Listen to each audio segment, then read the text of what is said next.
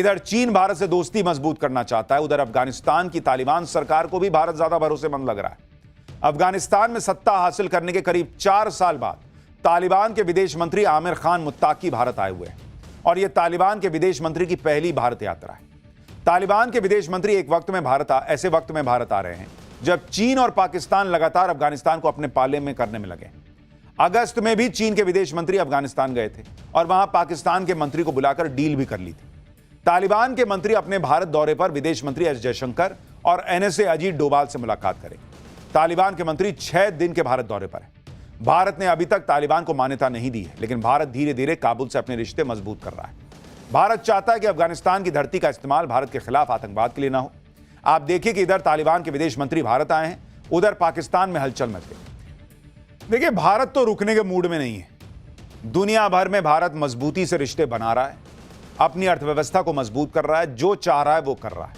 और इसलिए पाकिस्तान को अगर दोबारा ठोकने का भारत ने सोच रखा है तो ठोकेगा ही, और मौका खुद पाकिस्तान देगा, क्योंकि पाकिस्तान इसी बात से घबराया हुआ है कि नरेंद्र मोदी ने उसे चौतरफा घेरा हुआ है। जब चाहे तब भारत उसे घर में घुसकर ठोक सकता है, क्योंकि भारत की तैयारी पूरी है। पीएम मोदी ने सेनाओं को पूरी आजादी दे रखी है कि भाई देख लो कैसे मारना है इसको। किसी भी तरह के हालात से निपटने के लिए सेनाएं तैयार हैं। और भारत की जबरदस्त डिफेंस प्रिपरेशन इसलिए भी जरूरी है क्योंकि ऑपरेशन सिंदूर में पिटने के बाद पाकिस्तान सुधर तो रहा नहीं। भारत ने जिन आतंकी ठिकानों को तबाह किया था, पाकिस्तान वो फिर से खड़े कर रहा है। आतंकियों को पाकिस्तान सरकार स्पॉन्सर कर रही है।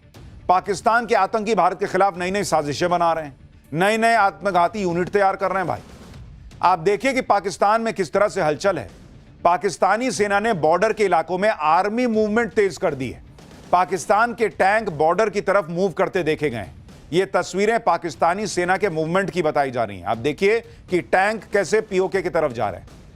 कहा जा रहा है कि पाकिस्तान की टैंक रेजिमेंट तेजी से सीमा वाले इलाकों की तरफ जा रही है। मुनीर जिस तरह से टैंक्स का मूवमेंट करा रहा है, उसे पाकिस्तान में इस बात की बहुत चर्चा चल रही है कि कहीं नई जंग तो नहीं शुरू होने वाली। एक बार पाकिस्तान में क्या चर्चा हो रही है, ये जो बॉर्डर पे हलचल है उसको लेकर सुनिए। यानी पाकिस्तानी खुद कह रहे हैं भाई कि बहुत जबरदस्त टैंक मूवमेंट चल रही है, दोनों तरफ जो है वो बिल्डअप चल रहा है, और मोदी को तो पाकिस्तान समझता है कि भाई इन्होंने सोच लिया है तो मारेंगे ही मारेंगे। पाकिस्तानी सेना के टैंक्स का मूवमेंट पिछले 24 घंटे में तेजी से बढ़ा है। आप देखिए कि मीरपुर, कोटली, छंब और सियालकोट सेक्टर में पाकिस्तानी सेना का मूवमेंट बढ़ने की खबरें हैं। पाकिस्तान की 23वीं और 111वीं ब्रिगेड इन इलाकों में मूव कर रही है।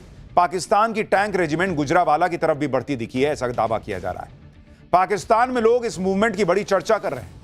पाकिस्तान का रक्षा मंत्री ख्वाजा आसिफ भी भारत के साथ जंग से इनकार नहीं कर रहा। सुनिए पाकिस्तानी रक्षा मंत्री ख्वाजा आसिफ को।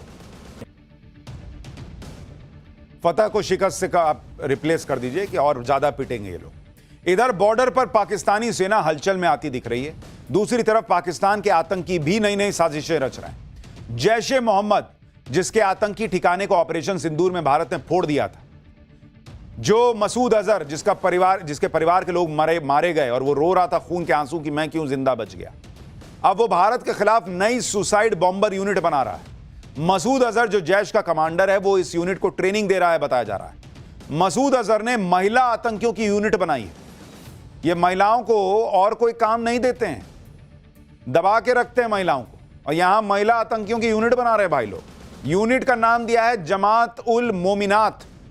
आतंकियों की पत्नियों और गरीब महिलाओं की भर्ती मसूद अजहर की बहन सादिया अजहर को कमान सौंपकर कराई जा रही है। ऑपरेशन सिंदूर में सादिया का पति यूसुफ अजहर मारा गया था। बहावलपुर के मरकज उस्मान ओ अली में इनकी ट्रेनिंग होगी, बताया जा रहा है। यानी अब मसूद अजहर को लग रहा है कि भाई ये जो मेल भेज रहे थे, पुरुष आतंकी भेज रहे थे, उनको तो भारतीय सैनिक जो हैं वो इधर फोड़ दे रहे हैं, इधर से छेद करते हैं, गोली उधर से निकलती है। तो अब ये सोच रहे हैं कि भाई महिलाओं को भेजो। मसूद अजहर की महिला सुसाइड बॉम्बर यूनिट में ऑपरेशन सिंदूर में मारे गए आतंकियों की पत्नियों को प्रेफरेंस दी जा रही है। उनको भर रहे होंगे दिमाग में कि पति की मौत का बदला लो, पति की मौत का बदला लो। ये नहीं बता रहे होंगे कि पति तुम्हारा आतंकी था। उनको भड़काया जा रहा है कि भारत से बदला लेना है तुमको। यानी पाकिस्तानी सेना और आतंकी मिलकर नई प्लानिंग कर रहे हैं। ऑपरेशन सिंदूर में तबाह आतंकी ठिकानों को मुनीर फिर से बनवा ही रहा है, लेकिन पाकिस्तान को अपनी ही प्लानिंग पर भरोसा नहीं, क्योंकि पाकिस्तान को डर है कि भारत सारी प्लानिंग का पता लगा लेगा। पाकिस्तान में इन दिनों हंगामा मचा हुआ है कि भारत की एजेंसियां पाकिस्तानी नौजवानों को नौकरी का लालच दे रही हैं और बदले में पाकिस्तान की सारी इंफॉर्मेशन निकलवा ले रही हैं। मजे की बात यह है कि भारत के खिलाफ पाकिस्तान तैयारी भी कर रहा है और डर भी रहा है। दूसरी तरफ पाकिस्तान के लिए नई नई मुसीबतें खड़ी हो रही हैं। पाकिस्तान में सिविल वॉर का खतरा बढ़ता जा रहा है। पाकिस्तान में इस समय 3 ऐसे फ्रंट खुले हुए हैं जिसकी वजह से गृहयुद्ध हो सकता है। तहरीके तालिबान पाकिस्तान बेहद एक्टिव हो गया है। पाकिस्तानी सेना पर टीटीपी लगातार हमले कर रहा है। दूसरी तरफ गाजा पीस प्लान पर पाकिस्तान गिर गया है। तहरीके लब्बैक ने गाजा पीस प्लान का विरोध किया। तहरीके लब्बैक ने लाहौर में भयंकर हंगामा किया। तीसरी तरफ पीओके में आजादी की मांग भड़कती जा रही है। पीओके में पाक सेना के खिलाफ मोर्चा लगातार खुला हुआ है। यानी शहबाज और मुनीर के चारों तरफ मुश्किल ही मुश्किल है और ऐसे हालात में पाकिस्तान पहले अपना घर संभाल ले, यही बड़ी बात होगी। भारत के खिलाफ तैयारियां तो धरी रह जाएंगी। पाकिस्तान के लिए सबसे नई मुसीबत कट्टरपंथी पार्टी तहरीके लब्बैक पाकिस्तान है, जिसने गाजा पीस प्लान के विरोध में लाहौर में जमकर हंगामा कर दिया। गाजा पीस प्लान के विरोध में तहरीके लब्बैक पाकिस्तान ने शुक्रवार को अमेरिकी कॉन्सुलेट का घेराव करने का ऐलान किया था। तहरीके लब्बैक पाकिस्तान यानी टीएलपी के हजारों कार्यकर्ता लाहौर पहुंच गए। प्रोटेस्ट को रोकने के लिए बड़ी संख्या में पुलिस के जवान मौजूद थे। पुलिस ने टीएलपी के कार्यकर्ताओं को रोकने की कोशिश की कि अरे भाई, अमेरिका का कॉन्सुलेट है, ट्रंप बहुत मारेगा हमको। तो वहां ये लोग मारने लगे, उनको पथराव शुरू कर दिया। तहरीके लब्बैक के कार्यकर्ताओं ने पुलिस पर जमकर पथराव किया। उन्होंने कहा कि अमेरिका बाद में मारेगा, पहले हमसे मार खाओ। इसके बाद लाहौर की पुलिस ने प्रदर्शनकारियों को बुरी तरह से पीटना शुरू कर दिया। उन्होंने कहा हम क्यों नहीं मारेंगे, हम भी मारेंगे। सुनिए वहां क्या। यानी पाकिस्तान अंदर ही अंदर खुद घिरा हुआ है। ये क्या भारत से जंग लड़ेगा? खैर, अगर लड़ेगा तो अच्छा है, खुद ही पिटेगा। फिलहाल हम बात करते हैं सियासी जंग की, चुनावी जंग की, जो कि बिहार में है। मोदी नीतीश को रोकने के लिए तेजस्वी ने हर घर सरकारी नौकरी का वादा कर दिया है। भाई, क्या यह पॉसिबल है? फैक्ट चेक करूंगा। उधर चिराग पासवान को मनाने में बीजेपी जुटी है। इधर प्रशांत किशोर के कार्यक्रम में हंगामा क्यों हो गया? बिहार चुनाव पर अब यह चैप्टर खोलता हूं। बिहार चुनाव के पहले चरण का कल से नामांकन शुरू हो रहा है और उससे पहले ही जबरदस्त बवाल बिहार की पॉलिटिक्स में मच गया है। कहीं टिकट को लेकर मारामारी मची है, कहीं सीट बंटवारे पर रूठने मनाने का दौर चल रहा है। मतलब दिल्ली से पटना तक खूब हंगामा मचा हुआ है। जैसे एनडीए में सीट बंटवारे को लेकर घमासान चल रहा है। चिराग पासवान और जीतन राम मांझी ने पेच फंसा दिया है।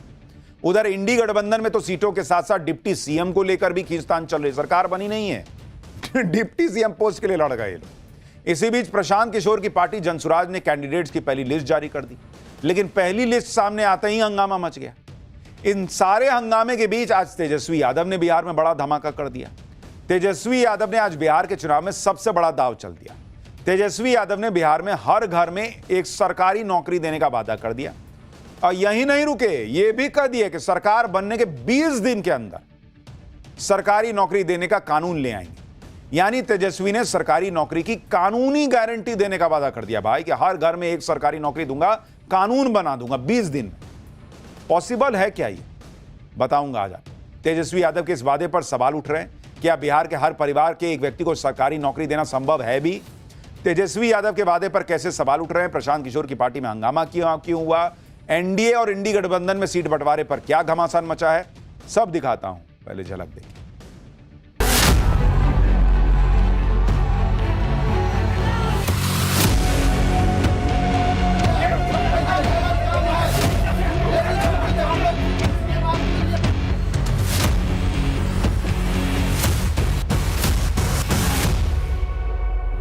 ऐसा कोई बिहार का घर नहीं बचेगा जिसके पास सरकारी नौकरी नहीं होगी।